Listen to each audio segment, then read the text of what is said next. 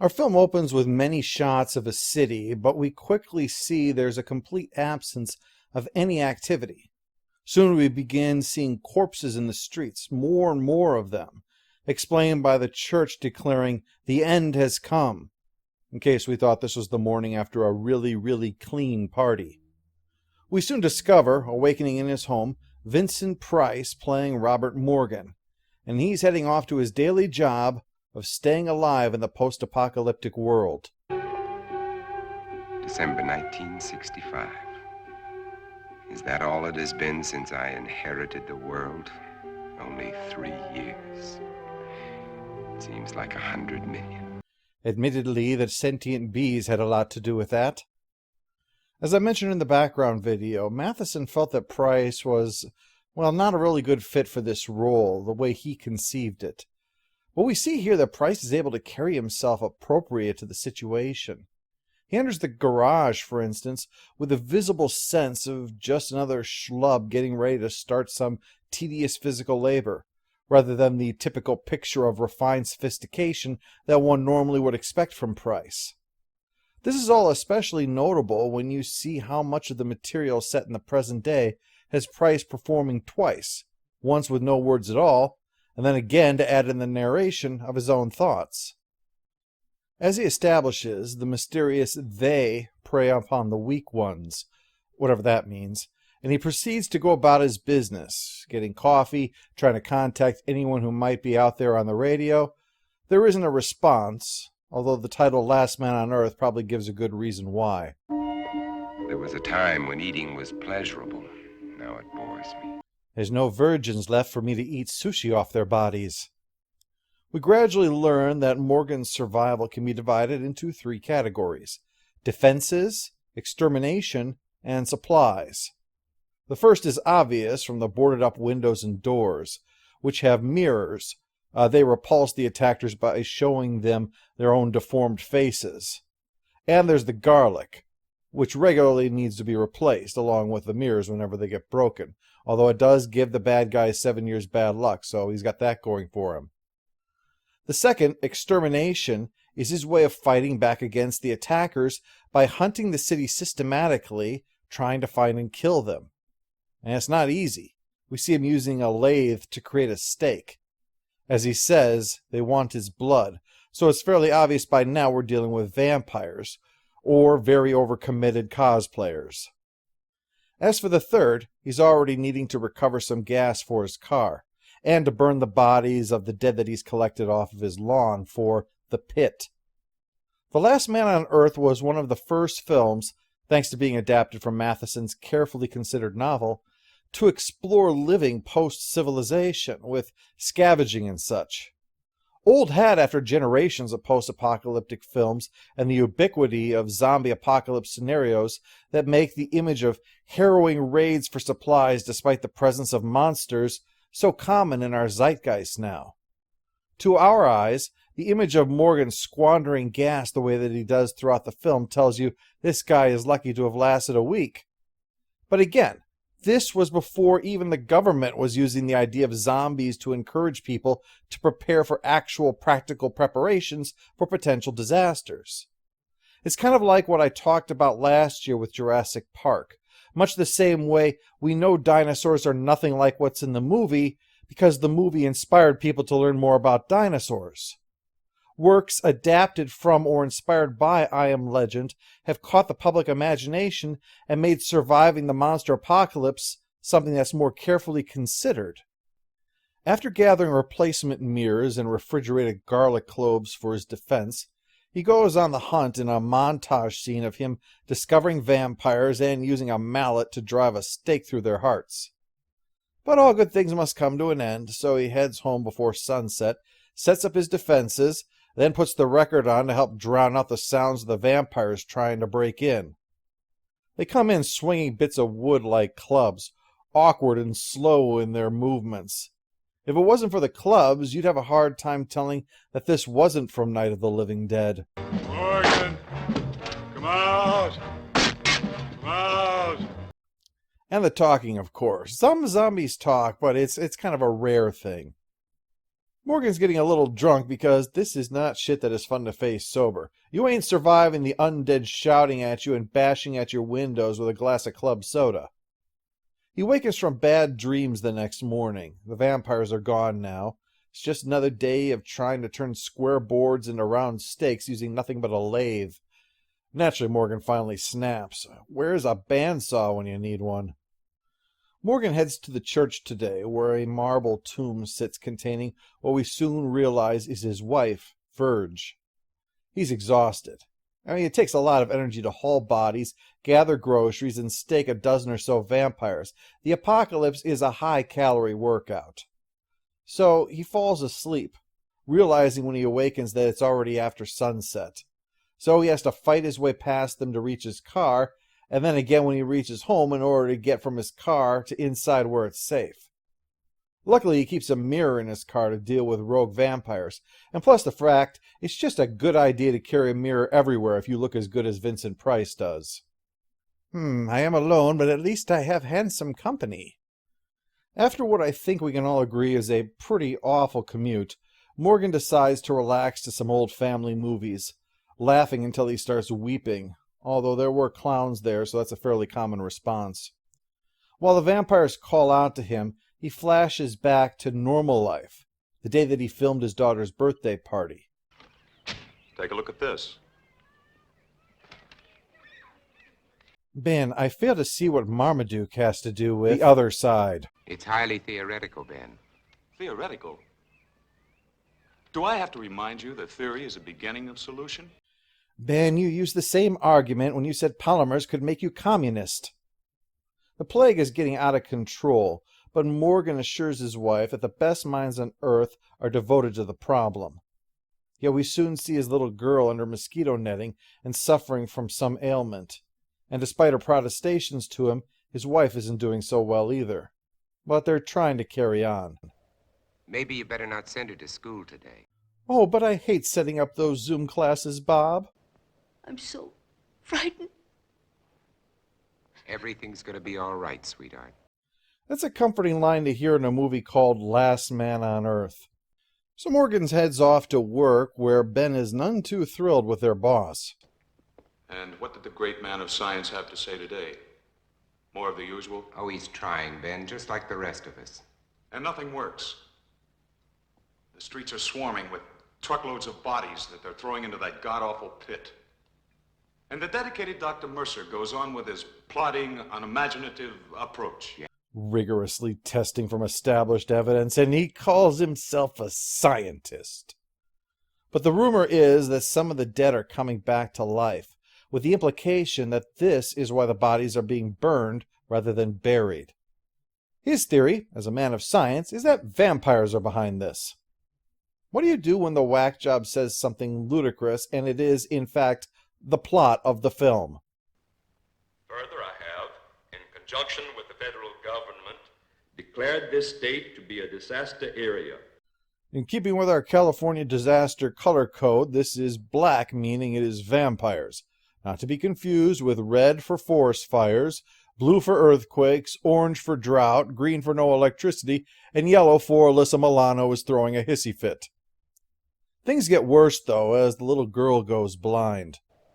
I'm going to call the doctor. I said no. It's tough, but it's the only way she'll learn, Verge. The little girl is not played by a good actress, for which I can only say, thank you. I would rather not spend the night in the fetal position in the shower crying. Morgan's no doctor decision sounds cruel, but it actually makes sense.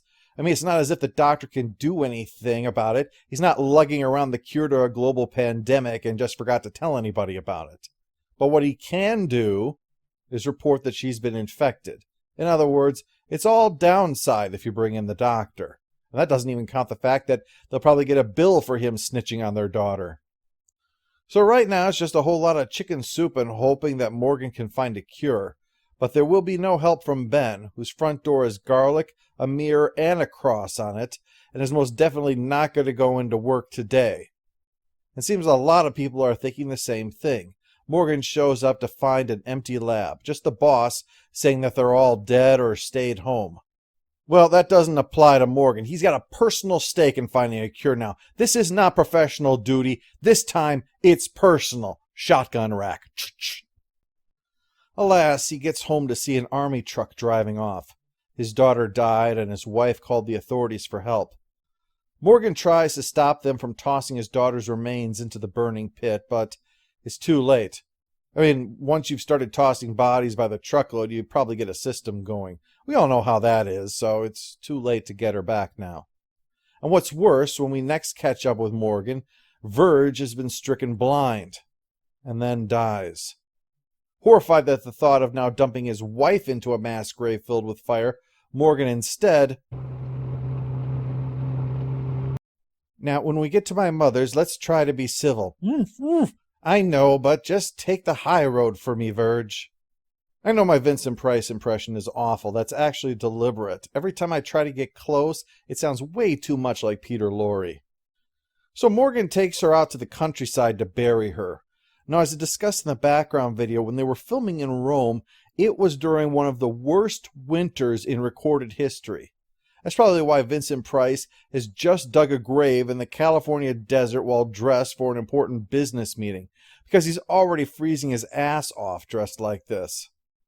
That night, Morgan is alone in his house having a drink when he hears Verge's voice whispering, "Let me in," over and over.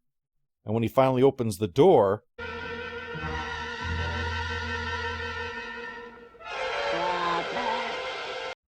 This is the point in any marriage when you have to think about seeking counseling. With that memory finished, we return to the present as Morgan has to listen to the threats from the vampires as they smash up his car out of spite. It's no problem. The end of the world means that you have a choice about what you're going to drive. Just go out there and pick the right car. They're all available. Morgan grabs another station wagon, deciding for practicality.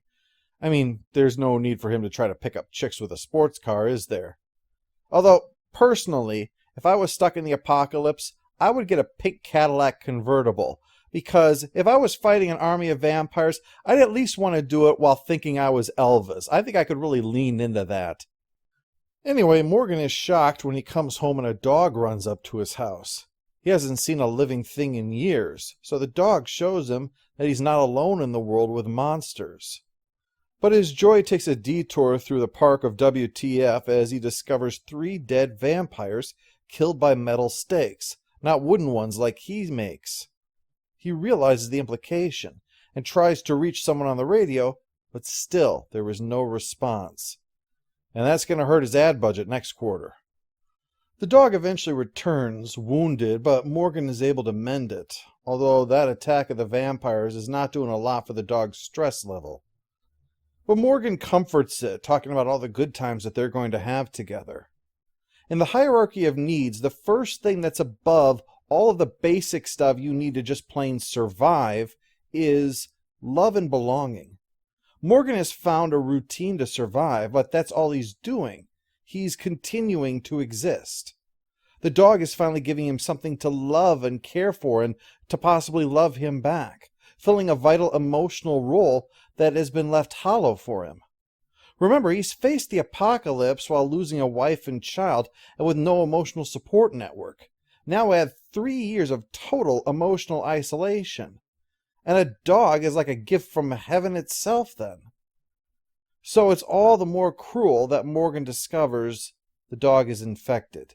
It's going to die and become a vampire too. So instead of having a noob friend to love, he's forced to stake it and bury it. Should have called this the unluckiest man on earth. Still, he does manage to catch a break. After taking care of the dog, he comes across something even better, a human being. He spots a woman, and she runs away from him. Although he is Vincent Price, that's the 60s equivalent of running from a guy in a hockey mask.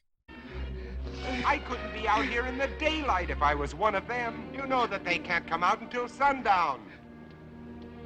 Do you want to come with me, or do you want to face them? Who knew it'd be easier reasoning with the dog? She comes home with him, saying that her name is Ruth, and she'd been with her husband during all this, but he's died now. But Morgan is starting to become a little genre savvy, and after his experience with the dog, he tries exposing her to garlic. What are you doing? Please stop, please. Stop it, please. You're making me sick. Why do you turn Please. away? Please. Why do you turn away? Why are you hitting yourself? Why are you hitting yourself? She says that she's got a sensitive stomach that has been further pushed by watching her husband get torn to pieces right before her eyes. Although I still think garlic is awesome. If I was a vampire, I would turn into a pile of dust the first time I passed a pizzeria. As the vampires assault the place, they decide to talk shop, like about the fact that one of them that can talk is Ben. Come out, Morgan. Hear that? That's Ben Cortman. He was my friend. Your friend? He was like a kid brother. If I could find him and destroy him. But you said he was your friend. When I find him, I'll drive a stake through him, just like all the others. And maybe next time he'll return my tools. Look at this shitty lady I'm stuck working with thanks to him. Last Man on Earth, despite Matheson's frustrations, is the most faithful adaptation of his novel to film. This relationship between the main character of Robert and his vampire enemy is a part of it. It's a complicated relationship. Robert wants to kill Ben more than he wants him dead, which I know sounds absurd, so let me expand on that. He is driven to kill Ben, but that drive is so emotionally satisfying that it would be worse for him to actually do it. Trying to kill Ben gives him a purpose in a world where all he has to do is stay alive.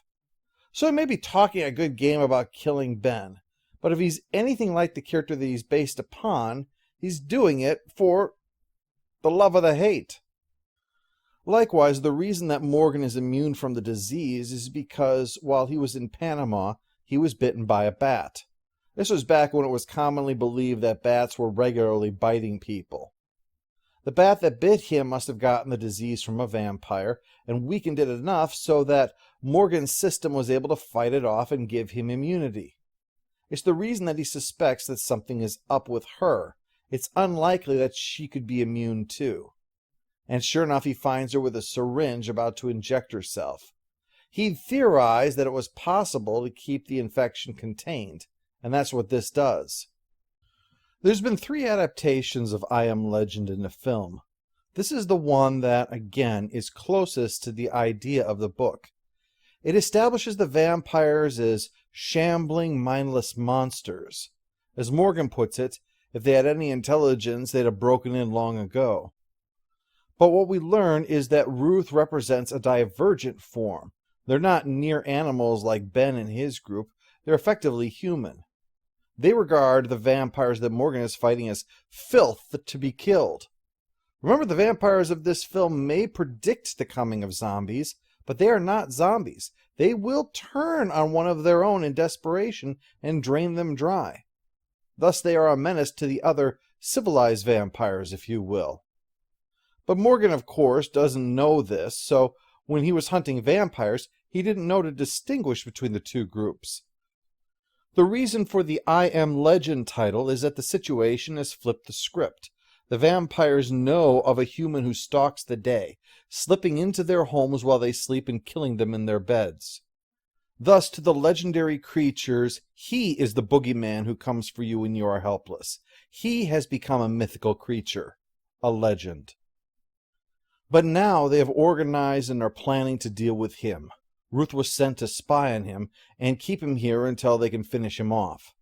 But Morgan uses his antibodies to cure her, saying that he can save all the rest of their society this way. But Ruth knows that they won't listen. The cruelty of this is all the more apparent when, before she can tell him that he will never be accepted, he bursts out with joy, saying, "We'll never be alone again." The title may seem more sensationalist than I Am Legend, yet calling it The Last Man on Earth fits the film's theme. It's the tale of a man forced to cope with being alone. In a world of monsters, yes, but nevertheless, being alone is the true threat that he has to overcome. He knows how to deal with the vampires, but he is struggling to cope with his own loneliness. He attempts to fill this with music, films, memories, activity, but nothing works. Even food, he says, bores him. What he craves more than anything is to not have to go on living by himself. And that's what makes this so cruel. The last man on Earth has finally found out that there are other thinking beings out there, and their only thought is to reject him. So yes, trucks and jeeps filled with the half-vampires show up and begin slaughtering all of the OG vampires that are around Morgan's house, while Ruth tells Morgan to make a run for it. Ben Cortman is taken care of, shot off of a rooftop, but the mob is chasing after Morgan. He tries ducking into a police station and acquiring some kind of tear gas, but he's going to wind up being a last stand, you can just tell. Yep, he takes them on a merry chase and winds up on the steps of a church, throwing as much gas at them as he could, but a lucky shot manages to wound him from the sheer number of bullets being fired in his direction.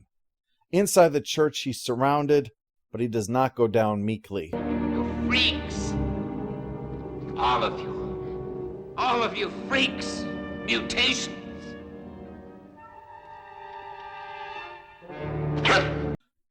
But with very good aim. Hold it! You're freaks! I'm a man. The last man. So I win. Ruth arrives as he's dying.